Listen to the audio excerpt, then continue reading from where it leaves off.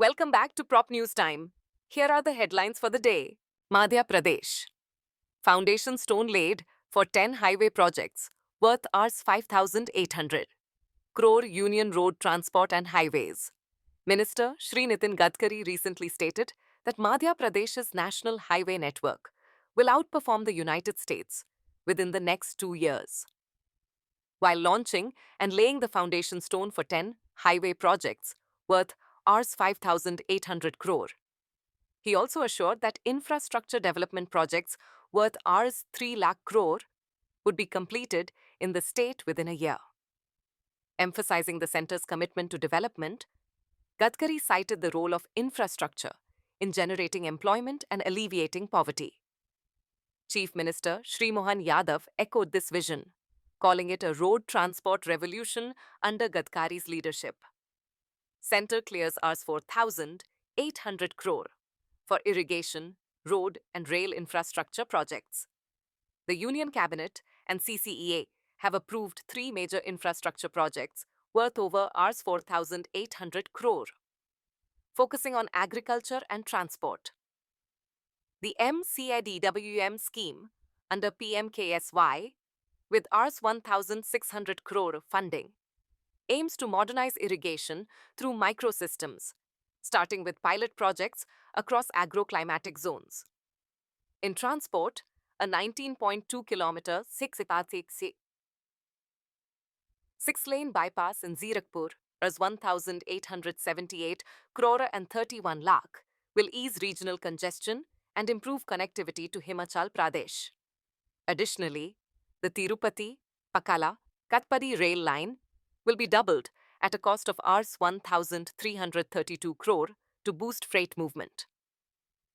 These projects promote sustainable development, reduce emissions, and align with India's long-term economic and environmental goals. Bullet Train Project. NHSRCL launches key bridge over DFCIL tracks for Mumbai-Ahmedabad corridor. The National High Speed Rail Corporation Limited, NHSRCL, has completed a 70-meter steel bridge over DFCEL tracks near Vadodara, marking the 7th such bridge on the Gujarat stretch of the Mumbai-Ahmedabad bullet train corridor. Installed in a 12-hour window using phased traffic blocks, the bridge weighs 674 metric tons and was fabricated in Durgapur. It is part of the Make in India initiative, with over 10,000 tons of steel used across 7 completed bridges so far. Featuring high-strength bolts, corrosion-resistant paint, and a 100-year design life, the structure reflects advanced engineering. The project continues to boost local manufacturing and maintain steady progress toward completion. Bengaluru, BD sets 3-month deadline to finish Shivaram Karanth layout infrastructure. The Bangalore Development Authority, BDA, has given engineers a 3-month deadline to complete pending infrastructure in the Shivaram Karanth layout in North Bengaluru. Spread across 3,540 acres, the layout is expected to offer over 30,000 plots. But only 10,000 to 17,000 are currently ready. Key works like roads, water pipelines, and drainage remain incomplete in nearly 40% of the layout. Legal issues and unresolved land acquisition disputes have delayed public site allotment, with a court case still pending. A committee is assessing land values for fair compensation. While public interest remains high, allotments will proceed only after legal and administrative clearances are finalized. Maharashtra clears 256 acres of salt pan land for Dharavi redevelopment housing. The Maharashtra government has approved the allocation of 256 acres of decommissioned salt pan land across Mulund, Kanjumarg, and Bhandap for the ambitious Dharavi redevelopment project, TRP. These plots, lying unused for nearly a decade, are now set to host affordable housing units as part of one of Mumbai's most significant slum rehabilitation efforts. Authorities have clarified that these lands are environmentally safe for construction, as the ecologically sensitive zones lie beyond the Eastern Expressway. This move aligns with the Development Plan 2034 and continues the trend of repurposing defunct salt pans for urban infrastructure. Mysuru Real Estate, KHP to extend application date for Heritage Heights until May 2, 2025. The Karnataka Housing Board's Heritage Heights project in Kanchalagdu, Mysuru, has received a lukewarm response, with only 52 applicants for 192 flats. The project offers 162 BHK units at Rs 49 lakh 40,000 and 32 3 BHK units at Rs 63 lakh. Due to low demand, the application deadline has been extended from April 2 to May 2. Experts cite buyer preference for individual homes or city center apartments as a key reason. Located on Mysuru's outskirts, the project faces challenges despite its affordability and official backing. KHP may need to re-evaluate pricing, location, and promotion strategies to improve uptake for this and future developments. Jharkhand to build new townships in 8 cities to boost affordable urban housing. The Jharkhand government has announced the development of new townships in Ranchi, Khunti, Jamshedpur, Bokaro, Ramgarh, Dhanbad, Hazaribagh, and Deoghar to address the urban housing shortages and promote planned urbanization. Each township will span 400 to 500 acres and include housing colonies, schools, institutions, green areas, and commercial spaces. Unlike the premium Ranchi Smart City, this initiative will focus on affordability. The Department of Urban Development has initiated land acquisition, starting with Ranchi. Coordination with district administrations is ongoing to identify the unencumbered land. Ranchi DC confirmed efforts to locate government and unused land, possibly conducting anti-encroachment drives to facilitate the project. Gujarat sees 6% rise in new real estate projects in FY 2025. Despite Q4 slowdown, Gujarat's real estate sector saw a 6% rise in new project registrations in FY 2024-25, with 1,823 projects approved, up from 1,713 the previous year, according to Gujarera. The growth was driven by a surge in approvals during the first 9 months, as developers anticipated a hike in Jantri rates and rushed to avoid increased FSI charges. Surat led with 343 project registrations, followed by Ahmedabad with 550. Vadodara and Rajkot saw slight declines. Despite a slowdown in demand in the year's final quarter, registration momentum held steady. Gujarera is also enhancing compliance efforts to ensure broader market transparency and regulatory adherence. Affordable housing. Delhi government to renovate and allot 52,000 unused flats to slum dwellers. The Delhi government has announced plans to renovate and allot 52,000 long-abandoned flats to slum dwellers, aiming to improve urban housing and uplift underserved communities. Funded by Rs 700 crore, the Delhi Urban Shelter Improvement Board, DUSIBI, will oversee renovations and ensure access to clean water, parks, and toilets. These flats, built under the Jawaharlal Nehru National Urban Renewal Mission since 2008, have largely remained unoccupied and deteriorated, with only 4,833 allocated to date. Chief Minister Samatrekha Gupta framed the initiative as a shift from past neglect, promising real support for vulnerable residents while also generating employment through the large-scale refurbishment effort. Karnataka HC upholds BDA's land acquisition for Banashankari 6th stage layout. The Karnataka High Court has upheld the acquisition of 750 acres by the Bangalore Development Authority, PDA, for the expansion of the Banashankari 6th stage layout in Bengaluru South Taluk. From this land, the BDA developed 5,991 residential sites, of which 4,983 have been allotted to various applicants. Petitioners challenged the revised acquisition area, reduced from an initial 1,532 acres as arbitrary and discriminatory. However, the court ruled that the process was transparent and in the public interest, dismissing the writ appeals and confirming that the acquisition adhered to statutory guidelines. Center issues new rules to regulate and recycle construction and demolition waste. India produces between 150 and 500 million tons of construction and demolition (C&D) waste annually, significantly impacting air and water quality. To address this, the Centre has enforced new rules under the Extended Producer Responsibility Framework, effective from April 1 next year. These rules mandate large developers, recyclers, and waste facility operators to register on a tracking portal and meet recycling targets. Non-compliance will lead to environmental penalties. The Bureau of Indian Standards will draft usage guidelines for recycled materials.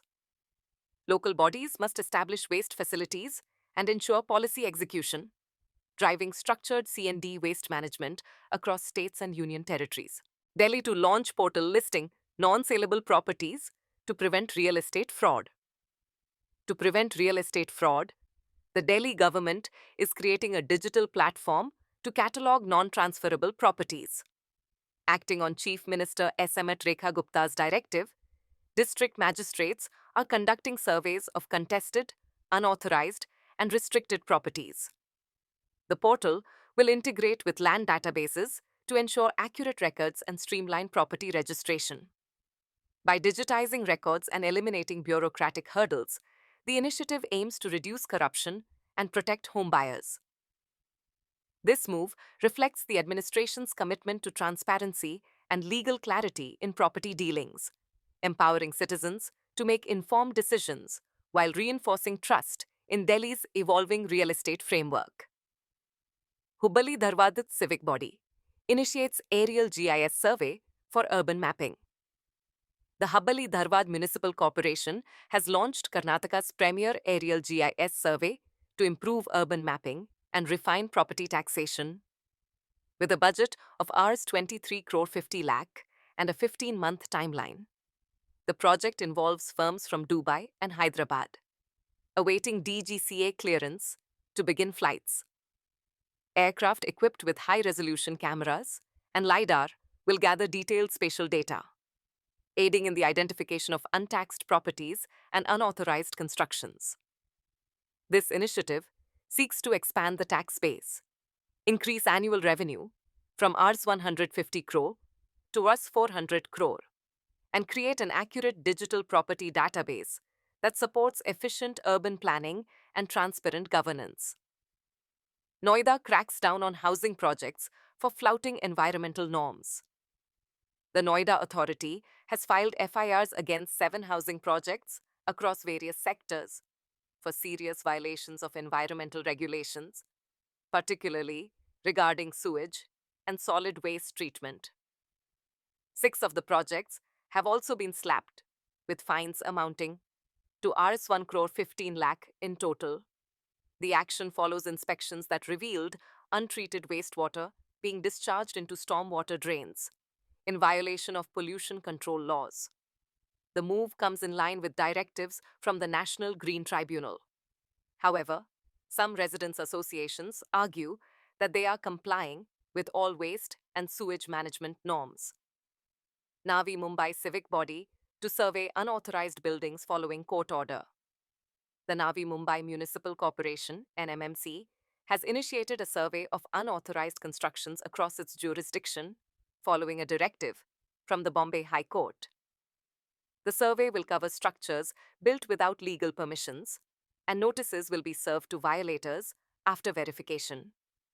Affected parties will have the opportunity for a hearing before the civic body issues final decisions. This move is aimed at curbing illegal developments, improving urban planning, and enforcing regulatory compliance. The survey is expected to bring more clarity to property records and municipal planning. MHADA's Nashik board conducts the second Janata Darbar Din to address public grievances. The Nashik Housing and Area Development Board, a regional unit of MHADA, held its second Janata Darbar Din to resolve public grievances promptly. This initiative aims to provide a platform for citizens to voice concerns related to housing and development, ensuring timely and effective solutions. The event reflects MHADA's commitment to responsive governance and community engagement. Trichy Corporation offers 5% property tax incentive for early payments by April 30. Trichy Corporation has announced a 5% waiver on current property tax dues for the financial year 2025-26 if paid by April 30, with a maximum incentive limit of Rs 5,000. The scheme, enabled under Section 84(1) of the Tamil Nadu Urban Local Bodies Act, 1998, aims to boost timely tax collection from the city's 240,000 property assessments. The civic body generates Rs 137 crore annually, but struggles with Rs 50 crore in arrears. Officials hope to replicate last year's 32% increase in early collections, allowing focus on recovering long-standing dues. Timely payment is strongly encouraged to avail the incentive. Centre releases over Rs 4,200 crore to revive Amaravati Capital Project. The central government has disbursed over Rs 4,200 crore to Andhra Pradesh for the much-delayed Amaravati Capital City project, following the release of USD 205 million by the World Bank. This forms part of the larger funding support of USD 1,600 million jointly committed by the World Bank and the Asian Development Bank, ADB, with the centre contributing an additional Rs 1,400 crore. Total funding for the first phase now stands at around 15,000 crore.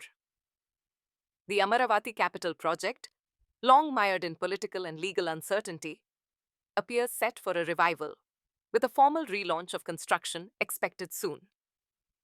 Ghaziabad records over Rs 2,856 crore in stamp duty revenue, with surge in property registrations. Ghaziabad's Stamps and Registration Department has reported a record high revenue of Rs 2,856 crore for the financial year 2024-25, driven by over 131,000 property registrations. The rise, attributed to rapid urbanization and booming real estate in new zones like Rajnagar Extension and Crossings Republic, accounts for 92% of the district's Rs 3,104 crore target. Officials highlighted increased investor interest and efficient registration processes. With the upcoming Master Plan 2031 proposing extensive expansion, the city is poised for further growth in both residential and commercial development. That's a wrap for today. Tune in tomorrow for the latest headlines.